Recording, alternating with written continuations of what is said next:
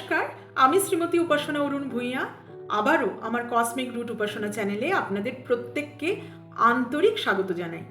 শুভায়ু, আরোগ্য, সুখ, শান্তি, সমৃদ্ধিতে আপনাদের প্রত্যেকের জীবন মঙ্গলময় সব সময় পরিপূর্ণ রাখুন, এই প্রার্থনা করে আজকের ভিডিওটি শুরু করছি।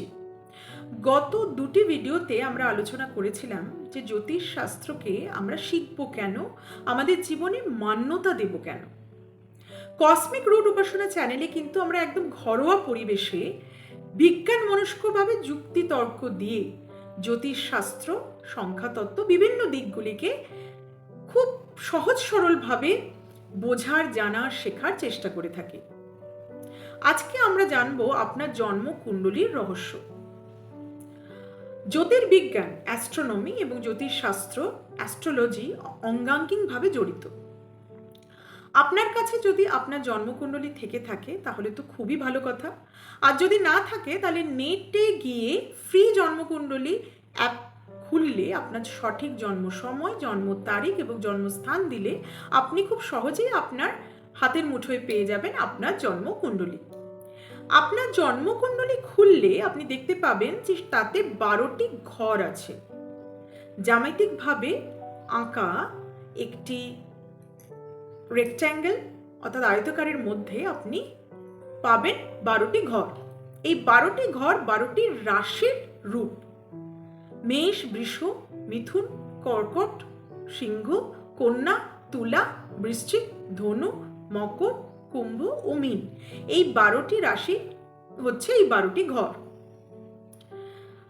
জ্যোতির্বিজ্ঞানীদের মতে জ্যোতিষ শাস্ত্রে যে 9টি গ্রহ আছে তার 5টি গ্রহ, অর্থাৎ জ্যোতিষ শাস্ত্রের যে 9টি গ্রহ, সূর্য, চন্দ্র সহ যে 9টি গ্রহ, জ্যোতির্বিজ্ঞানীদের মতে কিন্তু তাদের মাত্র 5টি গ্রহ। আর যে 4টি আছে সেটি কিন্তু জ্যোতির্বিজ্ঞানীরা গ্রহ হিসেবে গণ্য করেন না। অর্থাৎ সূর্য, চন্দ্র, রাহু, কেতুকে জ্যোতির্বিজ্ঞানীরা গ্রহ হিসেবে গণ্য করেন না। তাহলে জ্যোতিষ শাস্ত্রে এটি গ্রহ কেন? পৃথিবীর ওপর সর্বাধিক প্রভাব চন্দ্রের। জ্যোতির্বিজ্ঞানীদের মতে এটি একটি উপগ্রহ, কিন্তু যেহেতু চন্দ্রের প্রভাব পৃথিবীর ওপর সর্বাধিক, তাই মহান মুনি ঋষিরা কিন্তু আমাদের কাছে ব্যাপারটি সহজলভ্য করার জন্য চন্দ্রকে গ্রহ বলে গণ্য করেছেন। শুধু তাই নয়, পৃথিবীর ওপর যেহেতু তার সর্বাধিক প্রভাব, তাই তার ছায়া এবং উপচ্ছায়াকেও কিন্তু গ্রহ হিসেবে গণ্য করেছেন, যাদেরকে আমরা যথাক্রমে রাহু এবং কেতু নামে জানি। সূর্য জ্যোতির্বিজ্ঞানীদের মতে একটি নক্ষত্র, কিন্তু জ্যোতিষ শাস্ত্রে সূর্য হচ্ছে একটি গ্রহ। সূর্য, চন্দ্র সহ এই 9টি গ্রহ এবং 12টি রাশি নিয়ে কিন্তু আমাদের জন্মকুণ্ডলীর রহস্য। এবার বিজ্ঞান মনস্কভাবে একটু বোঝার চেষ্টা করি 12টি রাশির রহস্য। 12টি রাশি হলো প্রাচীন জ্যোতির্বিদ্যায় নিহিত। পৃথিবী যখন সূর্যের চারপাশে ঘোরে তখন আমাদের এই নক্ষত্র খচিত 12টি রাশি আকাশে একটি নির্দিষ্ট 360 ডিগ্রি পথ অতিক্রম করতে দেখা যায়, যা ক্রান্তি বৃত্ত নামে পরিচিত।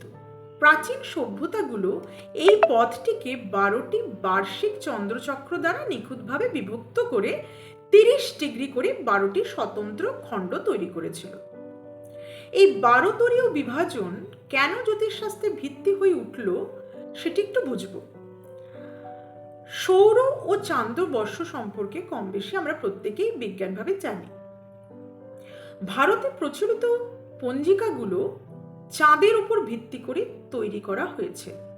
যেহেতু চন্দ্রের প্রভাব পৃথিবীর উপর সর্বাধিক, তাই চাঁদের উপর ভিত্তি করেই কিন্তু বৈদিক জ্যোতিষশাস্ত্র বিশেষভাবে তৈরি হয়েছিল, আর সেটি ভারতে বিশেষভাবে প্রচলিত আছে।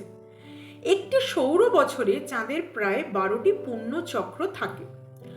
12 সংখ্যাটি একটি সম্পূর্ণ ঋতু ও কালচক্রের নিখুঁত গাণিতিক উপস্থাপন হয়ে ওঠে।